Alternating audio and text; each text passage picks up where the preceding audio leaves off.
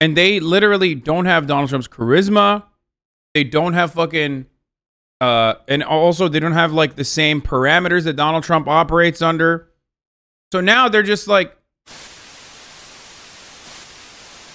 duendes are real. Okay, dude, chill. All right, let's move over on. Former President Donald Trump's handling of classified documents. They're flipping, boys. Has struck a cooperation agreement with the special counsel's office and agreed to testify in an exchange. You have no idea what you're saying.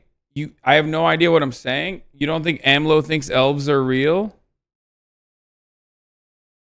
Didn't he fucking like literally tweet about it? Mexico's president posted a photo on his social media account Saturday showing what he said appeared to be a mythological woodland spirit similar to an elf. Here it is. Here's the fucking tweet. What does he know, dude? What does he know that we don't? Meanwhile, in D.C., Biden administration asked U.S. energy companies to prepare affidavits documenting how Mexico's protectionist policies disrupted their investments as Washington prepares to escalate a trade dispute with his neighbor. So this is the only good part of his administration so far. Protectionist policies on natural resources, mineral extraction has been very good. That's why I said he's a mixed bag.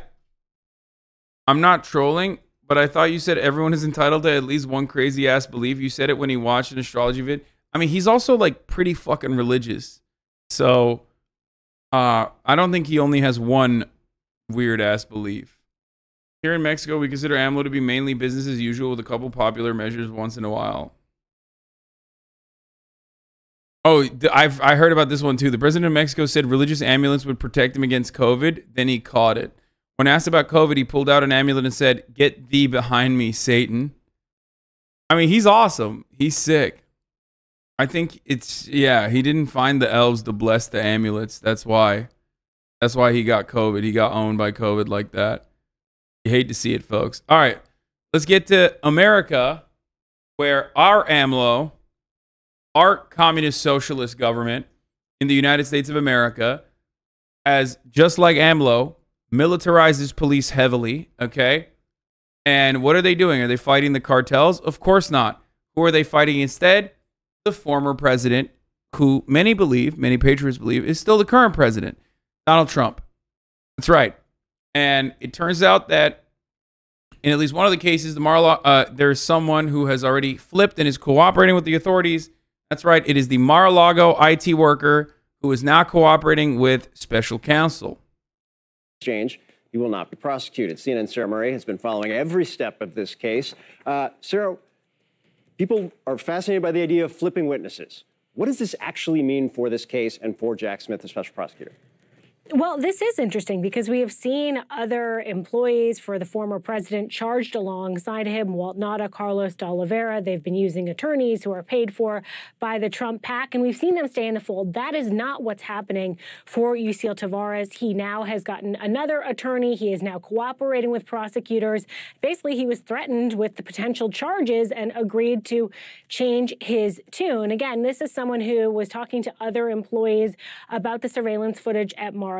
Prosecutors say that there was an effort to try to destroy that footage. And I want to go back to some of the indictment that really lays out the conversations. And here, Yuscil Taveras is referred to as Trump employee number 4. He's in a conversation with Carlos de Oliveira, the property manager.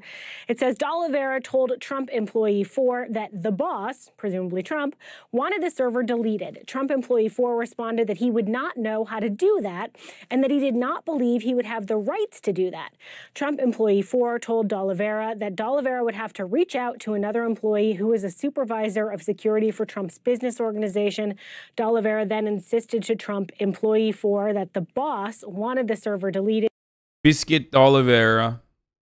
And asked, what are we going to do? So even in this indictment, you see the sort of reticence of Yuscil Taveras to go along with this plot to try to destroy this surveillance footage. And now he is officially someone who is cooperating with prosecutors, again, to avoid charges in this case, Phil. Yeah, it was clearly something the prosecutors, I think, had been looking for. Now they have it. Sarah Murray, great reporting as always. Thank you. Thanks. Okay, let's talk a lot more about this and many more new legal issues facing the president. Senior legal analyst, former assistant U.S. attorney for the Southern District of New York, Ellie Honig, is with us at the table. Also joining us, David Schoen. He was one of the attorneys who represented Trump during, excuse me, his second impeachment trial. Great to have you both here. I gotta Let me pee. just begin with you on the significance of Yasiel Taveras cooperating here. Yeah, it's a good win for prosecutors. He was the person identified in the indictment as Trump employee 4. It's clear that some of the information in the indictment, some of the allegations are based on testimony that they got from him. But important to know, Mr. Taveras, employee 4, he did not have direct contact with Donald Trump. He had direct contact with De Oliveira. Now, that's still useful for prosecutors, but Taveras is not going to be able to say, Donald Trump told me to do this. He's going to say, this other guy told me that Trump wanted me to do this. Still useful for prosecutors, but not necessarily game over. Yeah. Okay. David, you know, we often hear people say, sorry, I can't answer questions. I can't talk. Advice of counsel, or I'm not going to testify, right, because of counsel. That is not apparently the case with Donald Trump, who told Hugh Hewitt that he would testify. I just want people to listen to this sound. So if you have to go to trial, will you testify in your own defense? Oh, yes, absolutely. You'll take the stand. That I would. That I look forward to. Not only would he would look forward to it. Is that something that you would recommend in any of these pending cases? Well, listen, I think in my view, it's always the client's decision. I think the law recognizes that also. And whenever someone's life or freedom is at stake, I think it's very important for that person to make the decision. Donald Trump has wanted to testify before. He wanted to testify in the Jean Carroll case. Lawyers have counseled him otherwise. It's prudent advice for any defendant generally. But I think Donald Trump believes he's a great communicator. He has proven to be a great communicator. And so I would expect him to testify. You would expect, okay, you would expect him to testify. I really want to get into now what I am fascinated by, and that is this argument over the 14th Amendment and whether it means that former President Trump is disqualified from even being on the ballot in states to run for president. The Secretary of State of Georgia, Brad Raffensperger, wrote a really interesting and compelling op-ed in the Wall Street Journal about this. The headline is, "I can't keep Trump off the ballot." And David, he went into his legal rationale and reasoning why. The best line, by the way, is at the end, where he quotes country music singer Luke Bryan, fellow Georgian, who says, quote, "Most people are good." And then he says, "Most of the time they will get it right. Trust the voters." Do you think he's right on the law there? I think he's right, number one, on policy. By the way, the next line is, "Most mamas qualify for sainthood." That's the best line of the song. I concur, David.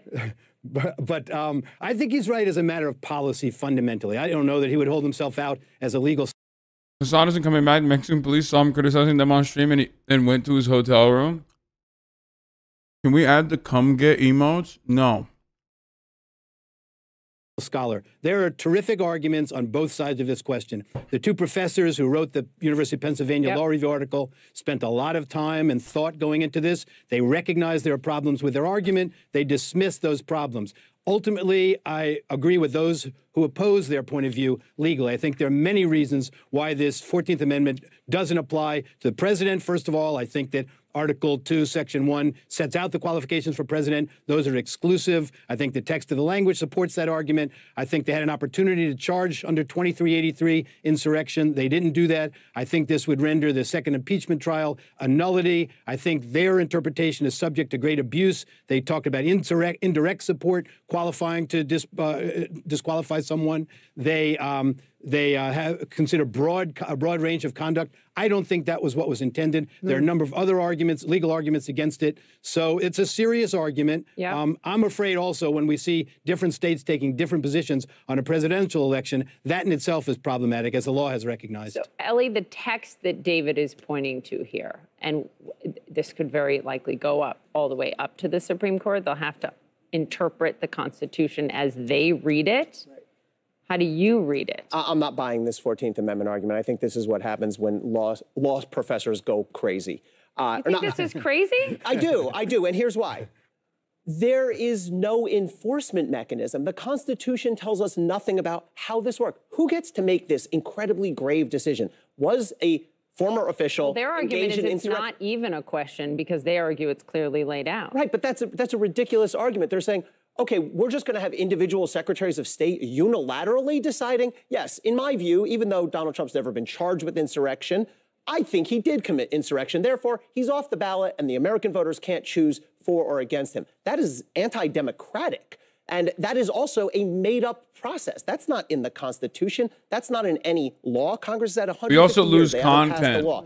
The problem with this whole provision is nobody's told us how it works. You can't make it up now and apply it 3 years in the past, because you know what that would violate? A different portion of the 14th Amendment, due process. I'm not buying this argument. I think it's creative. I give him credit for creativity. It doesn't work.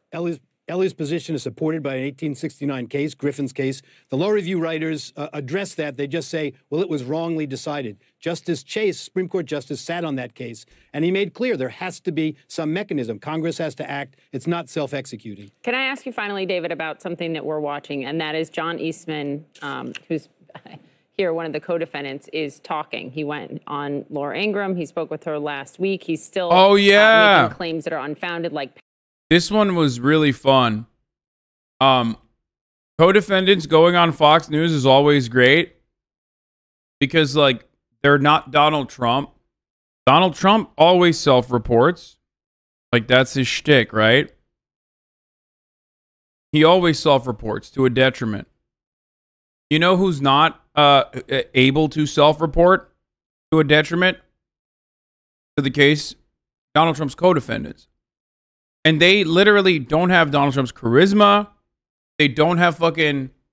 and also, they don't have, like, the same parameters that Donald Trump operates under. So now they're just, like... Now they're just making it harder for everybody to...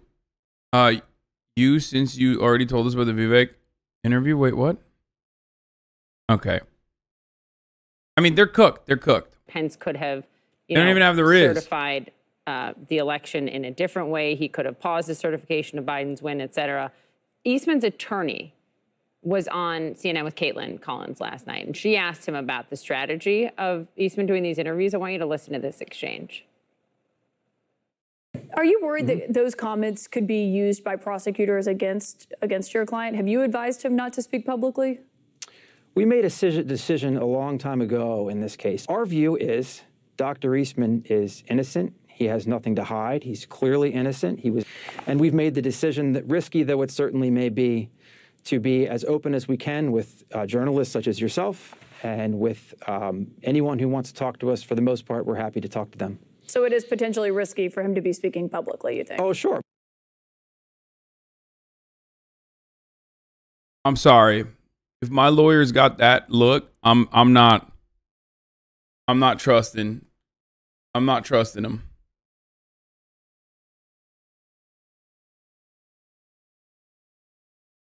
This is not happening. I'm going to jail, dog.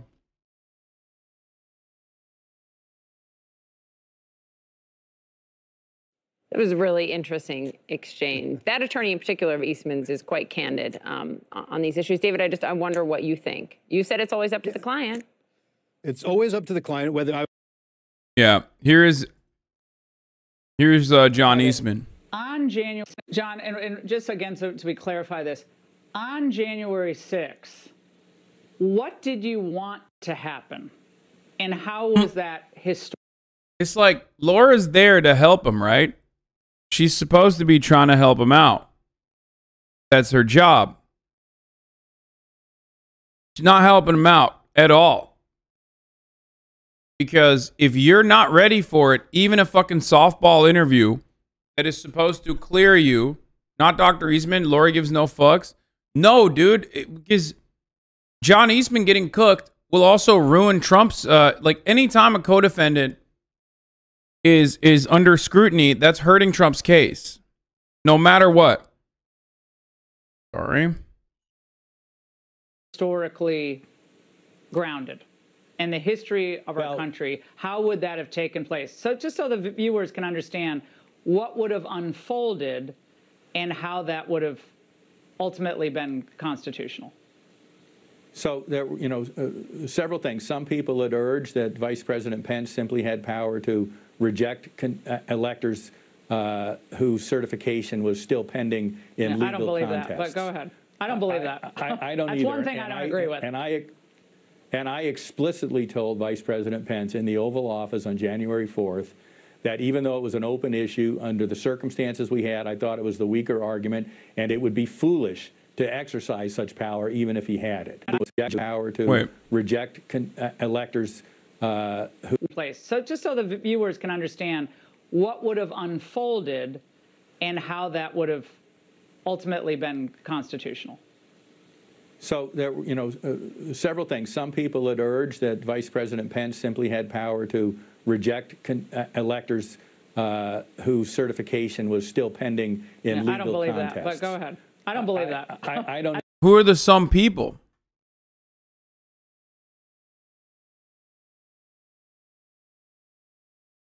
I don't know why Laura Ingraham is like ripping into Eastman a little bit. Maybe he's the short end of the stick guy. He's the fall guy. I don't know. Why does he go? Why does he think that this is going to go well for him? Even if this is like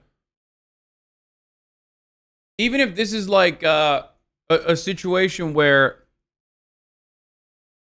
they're going to ask you positive questions, like you're still cooked. You're like a person who's not subscribed at the top of the hour, 14 minutes in. You're going to get an ad. No matter what. I could be in Mexico. I could be in fucking Guatemala. I could be in California, Los Angeles. I'm serving you that 3-minute ad break, baby. And you're watching it.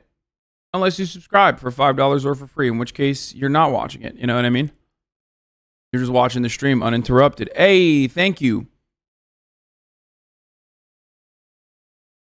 Thank you, Volbear, for the 5 tier 1 gifted subs.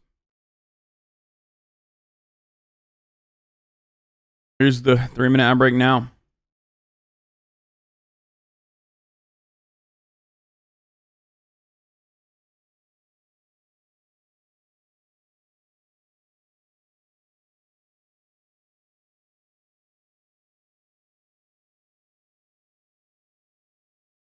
This is exactly like being shakedown at the airport. When did you get back from Mexico?